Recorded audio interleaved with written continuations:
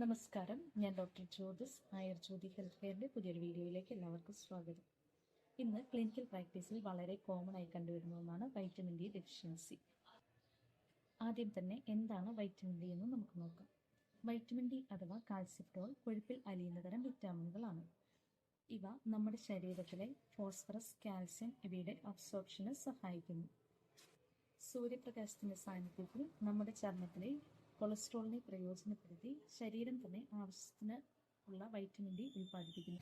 അതുകൊണ്ട് തന്നെ sunshine vitamin എന്ന മറ്റൊരു പേര് കൂടി വൈറ്റമിൻ ഡിക്ക് ഉണ്ട്. എന്നാൽ ഇതുകൊണ്ട് മാത്രം നമുക്ക് ശരീരത്തിന് ആവശ്യമായ വൈറ്റമിൻ ഡി ലഭിക്കണമെന്നില്ല. അതുകൊണ്ട് ആരോഗ്യകരമായ കൊഴുപ്പുള്ള ഭക്ഷണ പദാർത്ഥങ്ങൾ ഡയറ്റിൽ ഉൾപ്പെടുത്തിക്കൊണ്ട് നമുക്ക് വൈറ്റമിൻ ഡിയുടെ ഡെഫിഷ്യൻസി പരിഹരിക്കാൻ കഴിയും. വൈറ്റമിൻ ഡി ഡെഫിഷ്യൻസി ഏത് പ്രായക്കാരിൽ വേണമെങ്കിലും ഉണ്ടാകാം. ഇന്ത്യയിലെ പുതിയ പഠനങ്ങൾ അനുസരിച്ച് 4 പേരിൽ 3 പേർക്ക് എന്ന കണക്കിൽ വൈറ്റമിൻ ഡിയുടെ ഡെഫിഷ്യൻസി കണ്ടുവരുന്നുണ്ട്. വൈറ്റമിൻ ഡി ഡെഫിഷ്യൻസിയുടെ ചില കാരണങ്ങൾ എന്തൊക്കെയാണെന്ന് നമുക്ക് നോക്കാം. പുതിയ ഭക്ഷണ രീതികൾ, അതുപോലെ ആവശ്യത്തിന് വെയിൽ കൊള്ളാതെ ഇരിക്കുന്നത്, അമിതവണ്ണമുള്ള ആളുകൾ എന്നിവരിൽ വൈറ്റമിൻ ഡിയുടെ ഡെഫിഷ്യൻസി കണ്ടുവരാറുണ്ട്. അതുപോലെ തന്നെ കിഡ്നി സംബന്ധമായ അസുഖങ്ങളുള്ളവര്, ലിവർ സംബന്ധമായ അസുഖങ്ങളുള്ളവര്, ഇവരിൽ വൈറ്റമിൻ ഡിയുടെ അബ്സോർപ്ഷൻ താരതമ്യേന വളരെ കുറവായിരിക്കും. കൂടാതെ സ്റ്റിറോയിഡ്സ് എടുക്കുന്നവര്, അപസ്മാരത്തിനുള്ള മരുന്നുകൾ കഴിക്കുന്നവര്, അമിതവണ്ണത്തിനുള്ള മരുന്ന് കഴിക്കുന്നവര്, കൊളസ്ട്രോൾ കുറയ്ക്കുന്നതിന് വേണ്ടി മരുന്ന് കഴിക്കുന്നവര്, ഇവരിലൊക്കെ വൈറ്റമിൻ ഡിയുടെ ഡെഫിഷ്യൻസി കണ്ടുവരാറുണ്ട്. കൂടാതെ 65 വയസ്സ് കഴിഞ്ഞ ആളുകളിൽ ചർമ്മത്തിൽ വൈറ്റമിൻ ഡിനെ ആഗിരണം ചെയ്യുന്നതിനുള്ള കഴിവ് കുറവായിരിക്കും. 65 വയസ്സ് കഴിഞ്ഞ ആളുകളിൽ അതുകൊണ്ട് തന്നെ വൈറ്റമിൻ ഡിയുടെ ഡെഫിഷ്യൻസി കണ്ടുവരാറുണ്ട്. അതുപോലെ വൈറ്റമിൻ ഡി കുറവാണ് എങ്കിൽ കാൽഷ്യം അബ്സോർപ്ഷനും കുറവായിരിക്കും.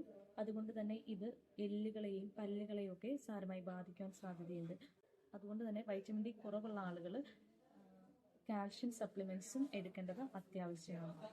വൈറ്റമിൻ ഡി അടങ്ങിയ ഭക്ഷണ പദാർത്ഥങ്ങൾ ഏതൊക്കെയാണെന്ന് നമുക്ക് നോക്കാം. കൂണ്, മുട്ടയുടെ മഞ്ഞക്കരു, പാലുൽപ്പന്നങ്ങൾ, ഓറഞ്ച്, അതുപോലെ അയല, മത്തി, ചൂര തുടങ്ങിയ മത്സ്യങ്ങളിൽ വൈറ്റമിൻ ഡിയുടെ അളവ് കൂടുതലായിട്ടുണ്ട്. അതുപോലെ റെഡ് മീറ്റ്, ഇവയൊക്കെ വൈറ്റമിൻ ഡി കൂടുതലായിട്ടുള്ള ഭക്ഷണങ്ങളാണ്. കൂടാതെ മീനെണ്ണ ഗുളികകൾ കഴിക്കുന്നത് വൈറ്റമിൻ ഡി കൂട്ടുന്നതിന് സഹായിക്കും.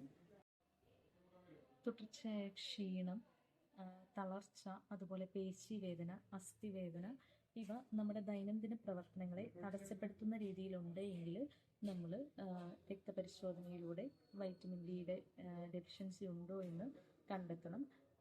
അങ്ങനെ ഡെഫിഷ്യൻസി ഉണ്ട് എങ്കിൽ അതിനാവശ്യമായിട്ടുള്ള സപ്ലിമെന്റ്സ് എടുക്കേണ്ടതാണ്.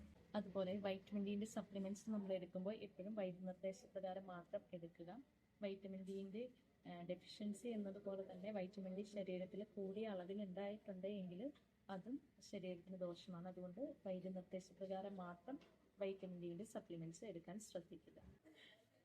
നിങ്ങൾക്ക് ഈ വീഡിയോ ഉപകാരപ്രദമാണ് എന്ന് തോന്നുന്നുണ്ട് എങ്കിൽ നിങ്ങളുടെ സുഹൃത്തുക്കൾക്കും പ്രിയപ്പെട്ടവർക്കും വീഡിയോ ഷെയർ ചെയ്യുക.